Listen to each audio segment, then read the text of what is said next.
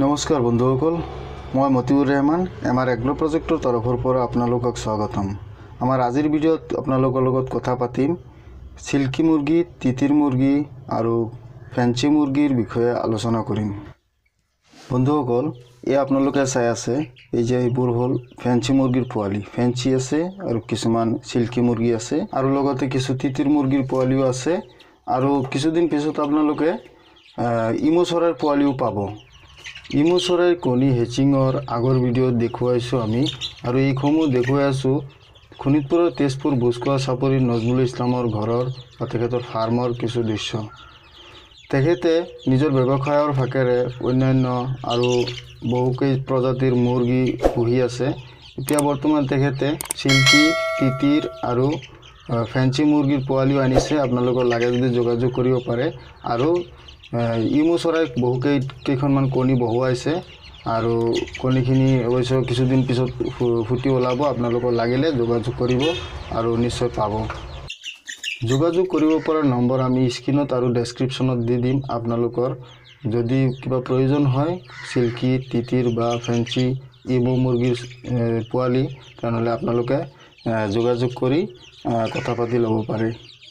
আৰু যিটো আমি দেখুৱাই আছোঁ এইবোৰ হ'ল আপোনাৰ ফেন্সি মুৰ্গীৰ পোৱালি।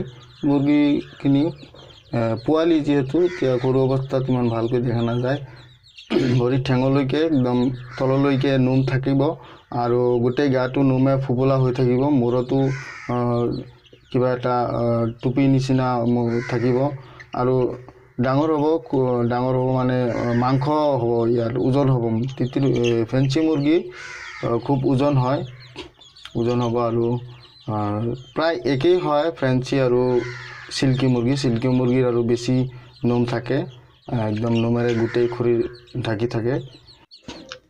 ফেন্সি আৰু সিল্কি মুৰ্গী যেনেকৈ দেখাত ধুনীয়া, তেনেকৈ দামো বহুত বেছি। সমগ্ৰ দেশতেই ফেন্সি, সিল্কি, কাদাকনাথ, তিতিৰ এইসমূহ মুৰ্গীৰ অধিক দাম থাকে।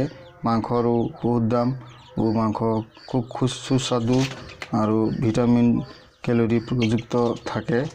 সেইবাবে এই মুৰ্গীসমূহৰ দাম অতিৰিক্ত হৈ থাকে। আপোনালোকৰ তিতিৰ মুৰ্গীৰ যদি প্ৰয়োজন হয় বা তিতিৰ মুৰ্গীৰ পোৱালিৰ বা ডাঙৰ মুৰ্গীৰ যদি প্ৰয়োজন হয়, তেনেহ'লে আমাৰ এই ঠিকনাত যোগাযোগ কৰিব পাৰে।